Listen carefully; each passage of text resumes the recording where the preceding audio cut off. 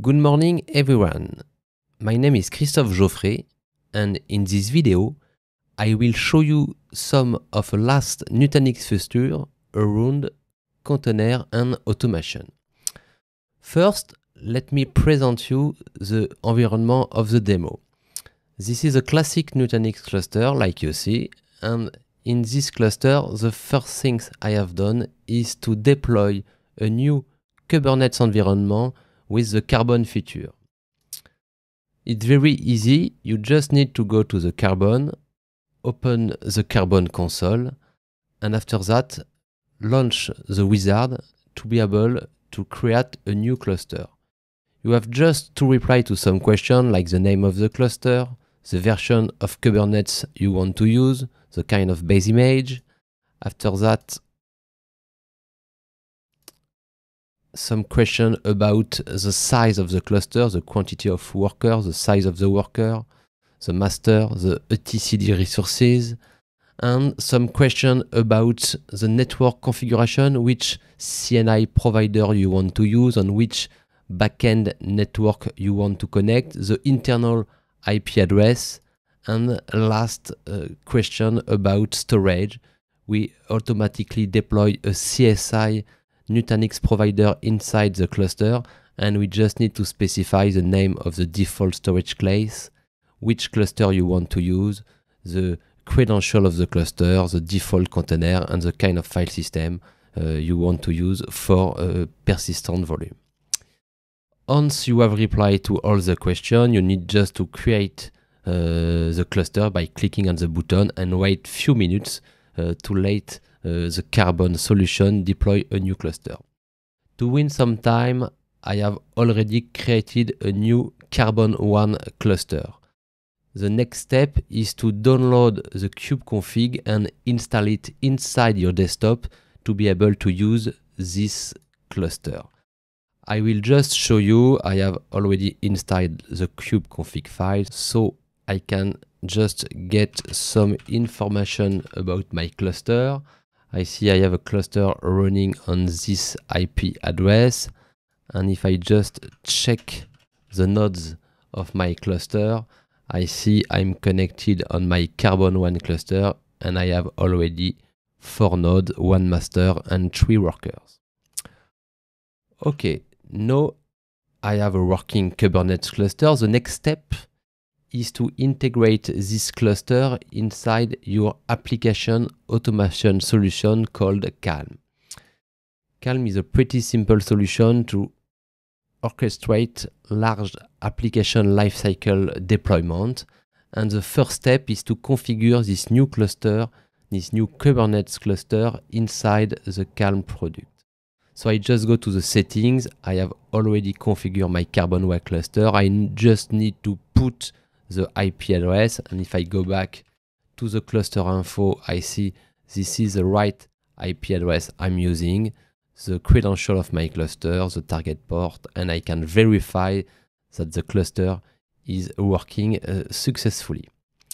Okay, now next step is to create a blueprint where we can leverage the deployment of container, and this container can be deployed in same time that another kind of resources that Calm can manage. For example, if I show you this advanced blueprint, we have multiple kind of services.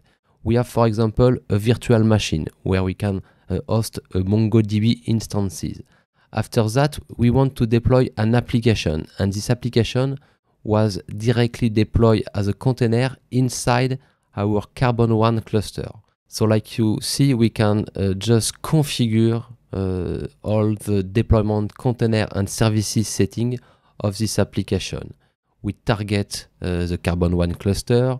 We can fill all the Kubernetes properties like the deployment name, the namespace, the quantity of replica, annotation, selector, labels. All properties of Kubernetes resources can be directly set inside these graphical interfaces. If you want some more advanced control, you can also switch to a textual view and use directly the Kubernetes API, and inside the API or the UI, you can use all the advanced feature of Calm. For example, you can leverage all the macro, for example, to get some information from the blueprint, from the application, or from other services inside this blueprint, and put this information directly inside Calm. For example, if I just look the container I want to deploy inside this Kubernetes deployment, I have specified a specific image, and this image is coming from a variables I need to pass during the launch of the blueprint.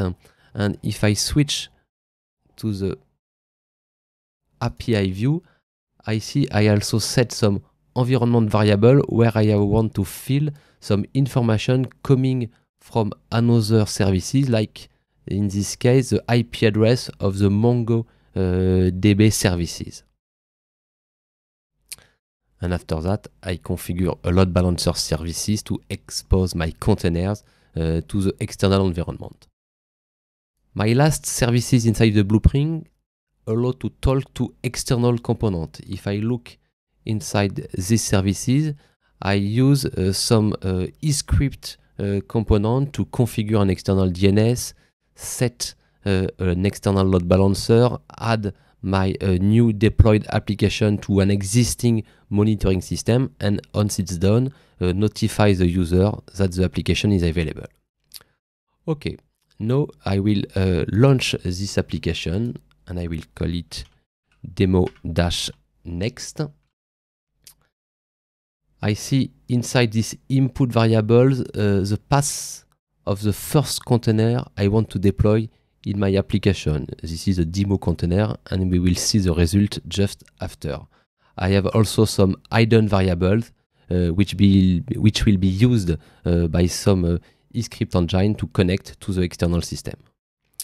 Now launching the blueprint.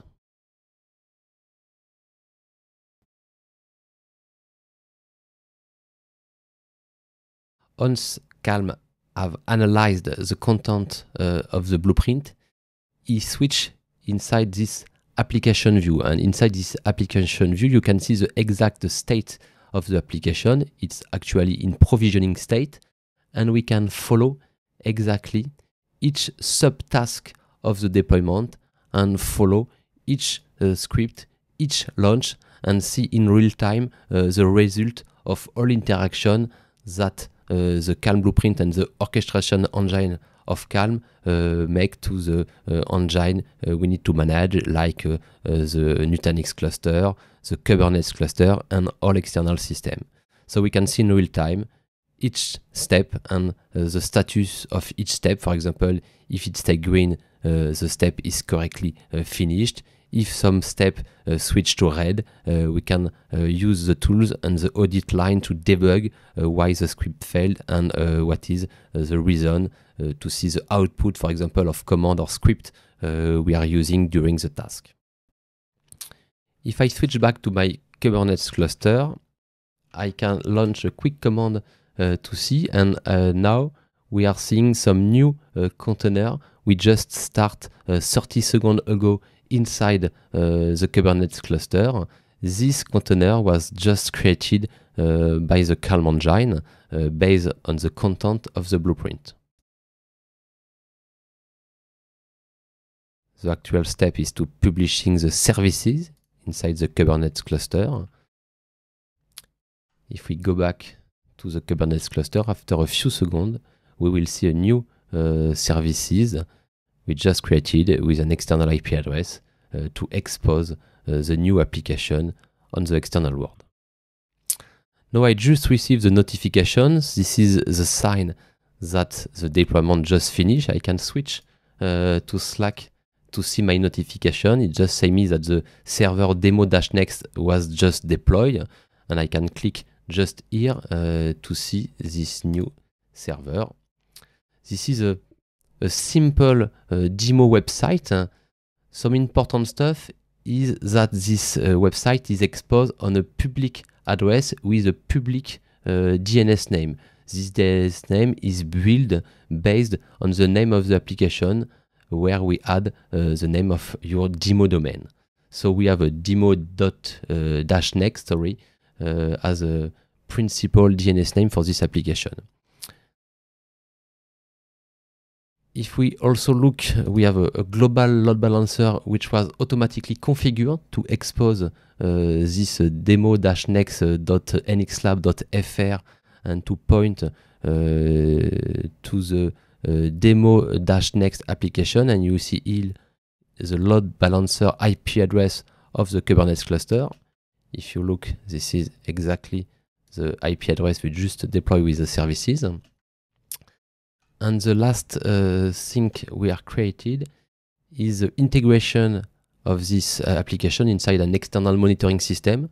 For example, you are using some SaaS monitoring system and you just add the demo-next inside this monitoring system. We will see we just start monitoring the 5th December, so today, and all is working perfectly. Now it's time to going back to the application. The application is running. This is the final state of the deployment. If I look at the manage part of the application, I see I have some lifecycle action. And for example, inside the blueprint, I have developed a lifecycle action to upgrade the content of the application. I want to present you a new application we have developed for enhance the demo. This is another container system, a web server container system. It's a little bit different than the first one I deploy inside the Calm blueprint.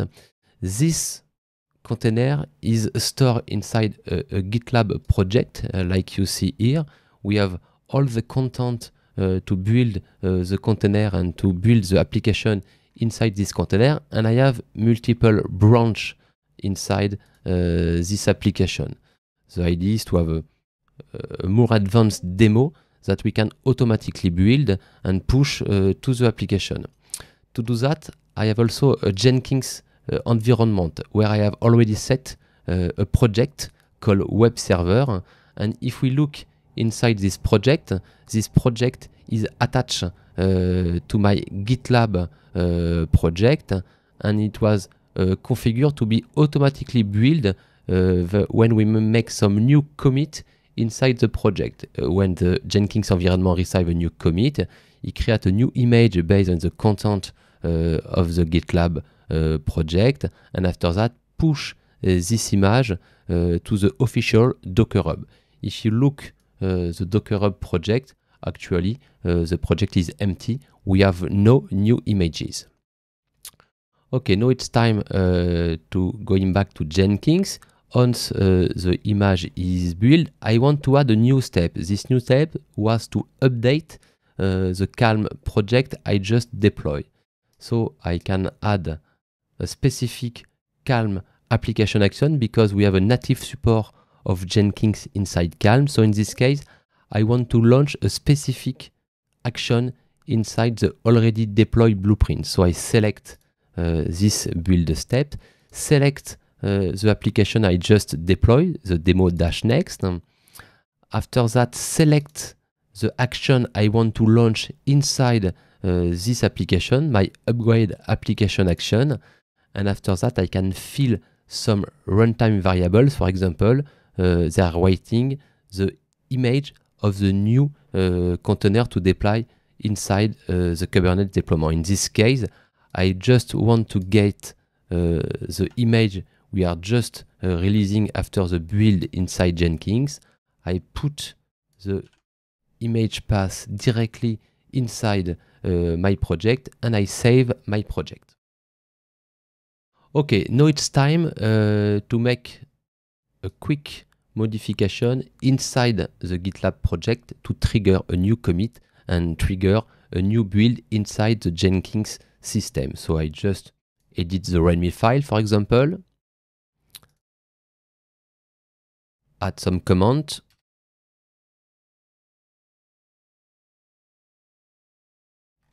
and I launch a new commit.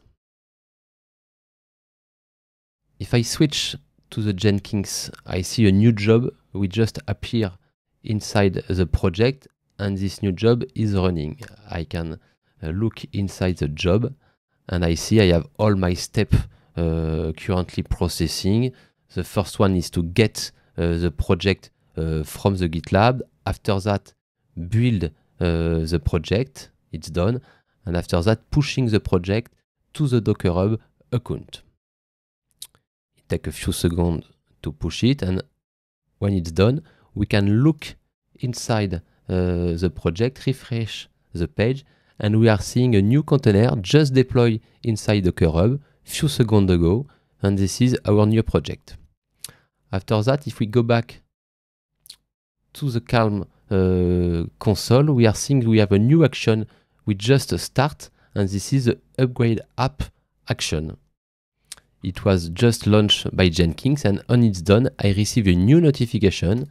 This notification says me that the demo next container was just updated with a new image, and I have the exact name of the image with the hash of my last commit. And if I go back, I see I have exactly the same hash here.